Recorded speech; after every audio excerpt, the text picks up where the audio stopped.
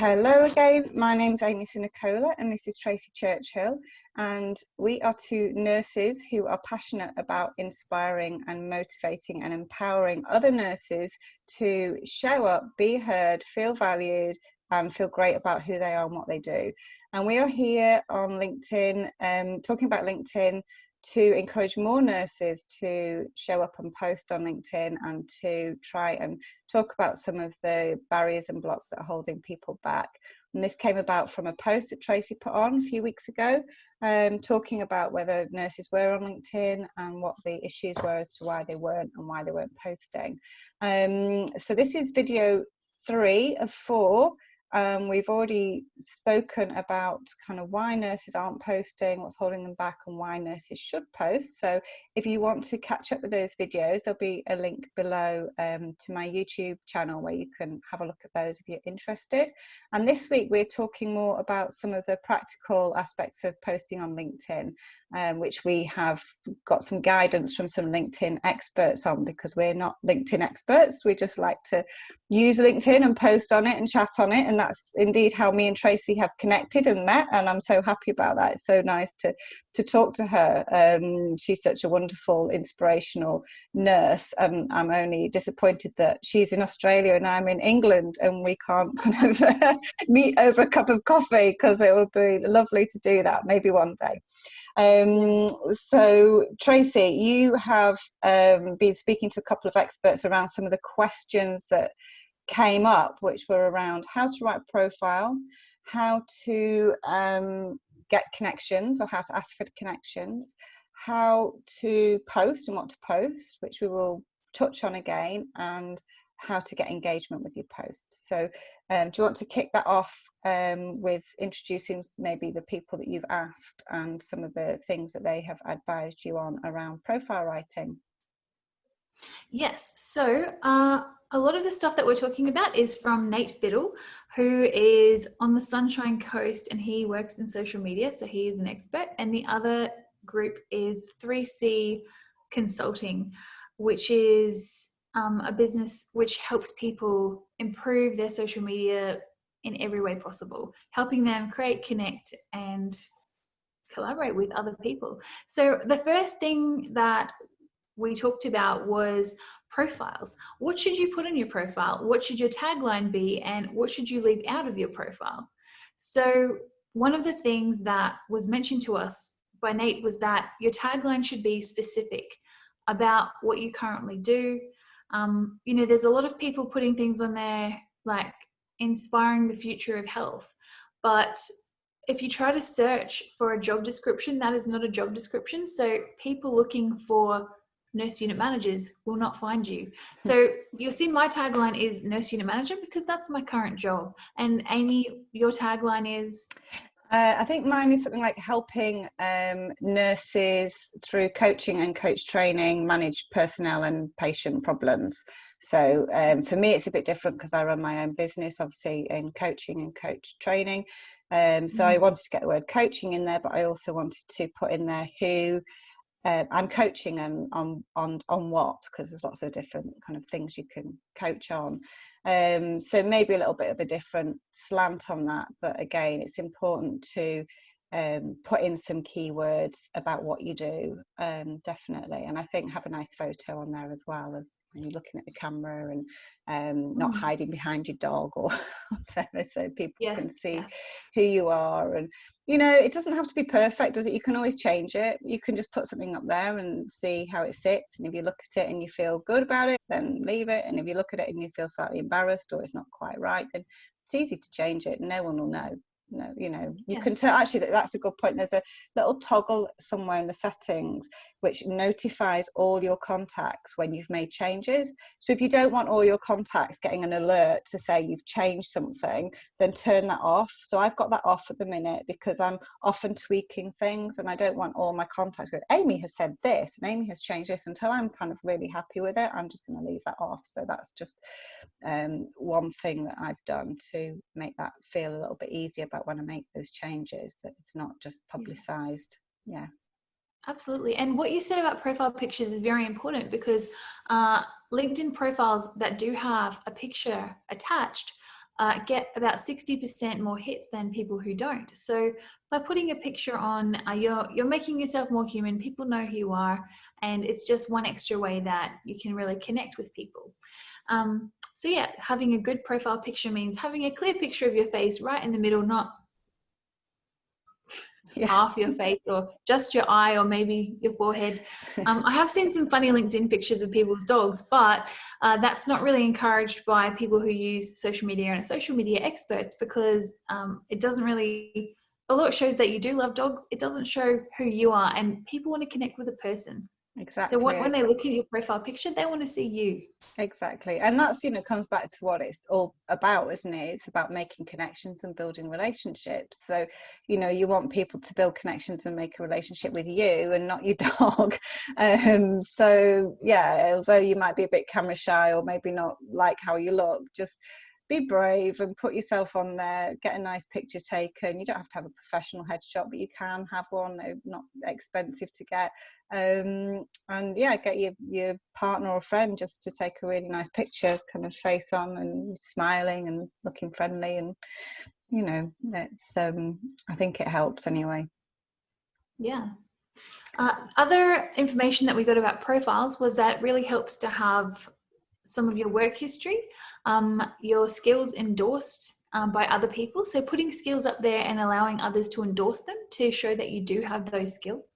And as well as that, putting your interests down and having groups that are associated with your current industry, because that helps boost your profile, improve your visibility to members of those groups, and also helps you get interesting things come into your feed that you want to see. Yeah, definitely. And I think that about endorsements and recommendations, you can ask for recommendations. So if you've got someone that you've worked with or a manager, you could ask them for a recommendation. You send them a request and they can write something about you. But equally, it's also nice to write recommendations for somebody else. You could link in with someone that you know and offer to write them a recommendation, or just endorse them. Spread the love, and you'll I always say, if you could spread the love, then you're going to get some back. So yeah, do a bit of recommending and endorsing other people, and I'm sure you'll get some back in return. Excellent. The next point that we asked about was connections. So how do you connect with people, and who do you connect with? Should you just randomly approach strangers? So when thinking about connections, when I first joined LinkedIn, I was trying to be picky with my connections, like, oh, should I just say yes to someone that I don't even know? And I declined a lot of invitations because of that. Until one day I just had a total 180-degree change where I realized that I wanted to meet more people, and it didn't really matter to me if I knew them or not, because we could get to know each other over LinkedIn. And also, what I see LinkedIn is as a platform for sharing ideas. So if I want to share ideas, then I want as many people as possible to see them. And I want to see as many other people's ideas as possible too. So now I am indiscriminate. I accept all friend requests because I genuinely want to connect with those people. And I've got a lot of people who I'm connected with on LinkedIn now, and I can say I've learned so much from so many of them. Even, I've connected with you, Amy. I've connected with people who've come to work in our department. I've connected with people who I've collaborated with from different sectors that we've managed to pull things together for different organizations. And it's been amazing. And this has been because if I see someone putting a post up that I like, I will try to connect with them. Or if someone asks me for a connection request, I will say yes. Connection recommendations often come up based on who your existing connections know, and you could connect with them as well if you were so inclined. What do you think about that? Yeah, I mean, similar to you, when I first started on LinkedIn, I was very unsure about asking for connections, and wondered, should I send everyone a message about who I was, and should I connect with people who aren't necessarily in the industry that I'm interested in? But similar to you, as I've kind of become more confident and comfortable, I accept anyone and everyone, because I don't know what they've got that they might share that might be interesting and useful and insightful to me. and equally I might have something that might be interesting and useful and insightful to them and might help them have a better day, or they might have someone that they know who they want to link me in with because it's useful to them. So you just never know who's watching, you don't know who's listening to you, and equally the just kind of enhances your scope for learning and growing the more that you can kind of see from others. I mean, I do get now quite a bit of selling when people are connecting, which I'm not keen on. I prefer to make a connection, have conversations, engage in their posts, feel like I get to know a little bit about them and their business and what that's about a bit more before someone just kind of messages them and go, hey, do you want to buy my email leads or whatever. I just kind of ignore that. Like, well, if I want to buy email leads, maybe I'll look you up and I will but you know, it's fair play to them. They're trying to run a business, and there is that selling aspect to it, and maybe I get more of that because I'm self-employed than you would do if you were looking for a job. But yeah, I just connect and see what comes, and I don't think there's any harm in connecting with people that you don't know, and yeah, so similar to you really. And another thing as well is there was some confusion about whether people should connect with people in other industries or not. Like, why would someone in accounting be sending me a friend request? But once again, I accept all of them because I've learned so much from people not in the health sector that we can take and bring back and apply to the health sector. So, for example, just on LinkedIn the other day, I saw Emily Blanche, who's the head of community at XY Finance. She has bravely and inspiringly made these choose your own adventure videos for helping orientate people to their community. And she's dressed up in adventure gear. She looks like she's stepped out of an Indiana Jones movie. And I'm so inspired by that. I would love to take that on and see how I can implement it in my workplace. And so we can learn things from other places and we can try them out in ours.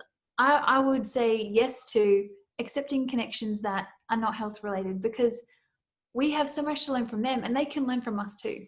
Exactly. And who here doesn't want to learn more about, you know, managing their own money or maybe making a bit more extra money, or so yeah, there's lots to learn from other people in other sectors and lots of good sharing that goes on. So I would encourage that also, and connect and then engage with their posts. And I think this brings us back to the kind of next thing about posting and engagement. So that, you know, once you've connected, post something, look at their posts, engage with them on their posts, communicate, talk, build that relationship, don't you think? Yeah, absolutely. A lot of people who I've connected with have become actual people in my life after being LinkedIn connections, and I'm so blessed and so grateful for them. Yeah. And the next question really was around posting, which we talked about. Did we talk about in the first video? We talked a lot about that. I can't remember if it was the first or the second one, but we've kind of done a big 20-minute chat on posting. So we'll just touch on it again briefly here. And I think Nate was talking very much on the same lines as we were, around talking things that you relevant to your industry, that are going to help other people in your industry, that you believe in, that are maybe outside of what you do but might be of interest to other people, and not to be frightened of sharing your accomplishments and your achievements, because if you don't, no one else will, and then no one will know about them. So not to be shy really with that. Absolutely. Yeah, I think you mentioned giving kudos to great co-workers as well, or companies who are doing incredible work. And I really like it when I see people championing others on LinkedIn, because it makes me proud and happy to see them championing, as well as the person being championed has someone supporting them. And as well as, I like it when people put up things about their achievements, like they've got a master's degree now or they've won an award, because they're given out so rarely. These accomplishments should be celebrated, and LinkedIn is the perfect place to do that. Yeah, definitely. And I think, you know, this, like I said, it's part of a much bigger discussion we had about what to post and the difference between LinkedIn and other social media platforms and what you might post differently. So please check out that other video if you want to think more about that or explore more about that. And finally, it's the question of engagement. You know, we're at the mercy of the algorithms of social media platforms. And again, no expert on this whatsoever, but there were some useful things that Nate said about how to get engagement. I think people get discouraged that they post something, maybe kind of, especially if you're new, you work yourself up, oh, what am I post? And then you write something and you post it, and because you've invested that time and energy in it, you want to see some engagement, and it's like, oh, no one's looked at it, or 5 people have looked at it, or no one's commented, and it feels a bit disheartening, doesn't it? And I think I've definitely had posts like that haven't got much engagement, and you wonder why, and I don't know why, but you can't let it put you off, really, because the next post you might do, I think, you know, I've had posts where I've had like 100 views and no comments, and I've had posts where I've had 1,500 views and 20 comments. So I don't know whether it's the topic of the post or the who's looking or the algorithm, but don't be discouraged, I would say. Yeah, I would agree with that. And some of the information that we've been given is that likes and comments help boost your post or article higher up. So sharing someone's post doesn't necessarily help so much, although your group of connections can now see it. But the thing that actually boosts it to the top of the LinkedIn feed are likes and comments. So when people like or comment on your post, it's more likely to get engagement. So you could ask a question, or you could tag some people so that they can see what you're putting up if you wanted specific people to see it. So for example, today I put a post up with gratitude, thanking some people for holding different spaces in my world, and I tagged all of those people in those sections where they were holding space, and they all got to see it, which was great because I wanted them to see it. And then they liked it, and then they could have the option of commenting or not. But it was just something so that I could make sure that those people got to see it. And also other people could then see me tagging them to say, thank you for this particular thing. And then it's good because their connections get to see them getting kudos for something that they should be thanked for as well. Yeah, and I think the way you did that was a really nice way of tagging people, because it was, again, thanking them and celebrating them for the contribution they've made to you, rather than just randomly tagging 50 people who are in your contacts. You know, it's relevant to that post, and it's relevant to you, and it's relevant to them. So, you know, perhaps be mindful that you don't want to just tag randomly and kind of annoy people thinking, well, why have they tagged me on this? It is relevant to them and what you've posted. But then there's the use of hashtags, wasn't there? Nate was saying to use hashtags. You can look up what is trending, but, you know, try and use hashtags that are relevant. Again, don't just kind of put trending hashtags in just for the sake of getting more engagement. That make it relevant and useful to your audience and your posts. So we've created a hashtag, haven't we, for nurses who want to post on LinkedIn. So that is hashtag the Nurse Club. So hashtag your posts with that, and then that will get more engagement and come up on other people's feeds who are also, I don't really know how hashtags work, to be honest, so I'm presuming it comes up on other people who hashtag that, or I don't know. Yeah, so if someone clicks on that hashtag in your post, they can see all of the different posts that have been put up by other people with the same hashtag, and they can choose to follow that hashtag by, if they click the hashtag, there's a little thing saying, would you like to follow this hashtag? And then they could follow it, so then they can see all the posts that other nurses are putting up as well. So putting that hashtag allows us to see your post, and more people can see it, connect with it, but also it's keeping it filed under that hashtag. And if you follow the hashtag, you will be able to see whoever posts under that hashtag as well, because that will come up in your feed. Ah, thank you. Now I understand much more, and I will go to this hashtag that we have created and make sure I follow my own hashtag. I didn't really know how it works. So thank you for that insight. That's really useful. And the other thing that Nate was talking about was just kind of just be authentic, be genuine, be you. And, you know, if your views need a bit of research, or you want to put a bit of research in there, then do that. I don't know what else can you do? What do you think? Oh, there's one other thing that I wanted to mention, and this was advice from 3C Consulting that I saw on their site, and that was about the LinkedIn SSI, which is Social Selling Index. And what that shows is how visible you are to other people when compared to people from your industry and compared to all your connections in general. So it gives you a mark out of 100, and it shows you 4 different ways that you could improve your visibility if people were trying to find you on LinkedIn. So we'll put that link under this video for those who are interested. If you click the link, it will show you your personalized results straight away. So you'll be able to immediately see what your score is. And this is only you can see this. No one else can see this. Yeah, and it's a LinkedIn tool, isn't it? It's not something you have to pay for. It's free. And then if you click on the learn more little button, it then comes up with a few little kind of slide decks explaining to you what each thing is, because it's a different language. You know, it's social media marketing's kind of handover terminology, isn't it? Like if anyone was coming into a medical handover, they wouldn't understand half of what we're talking about, and it's the same the other way around. So there's some little slide decks to explain what each thing is and how you can kind of work to improve them. So thank you for sharing that. You just shared that with me, so I'm going to go back and have a little look at that and see what things I can be doing better to improve my engagement and visibility on LinkedIn. So yeah, was there anything else that we needed to mention around this? No, I just wanted to say under this video we'll also tag 3C Consulting and Nate Biddle, who are experts in social media. They know everything, and I just cannot rate them highly enough.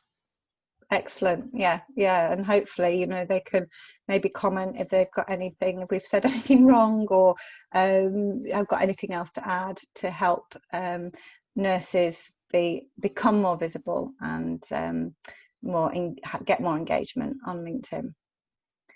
Is that all we have to talk about for now? Yes. Super stuff. Well, thank you. And I think we're going to do one more video talking about how to use LinkedIn for your job search, isn't it? I think we were thinking of. Is that right? Yeah, well, we're thinking about how you can use LinkedIn to help land your next job. And there are some little creative things you can do if you haven't heard about them already. So, well, worth a look. That sounds good. Good spoiler alert. Yeah. Thanks, Tracy. Nice to chat to you again. And I'll chat to you next week and look forward to seeing you then. Thank you. Bye-bye. Always a pleasure. Thank you. Bye. Any comments, of course, then please leave them below. And we are always more than happy to connect with you. So look us up, Amy Sinicola and Tracy Churchill, and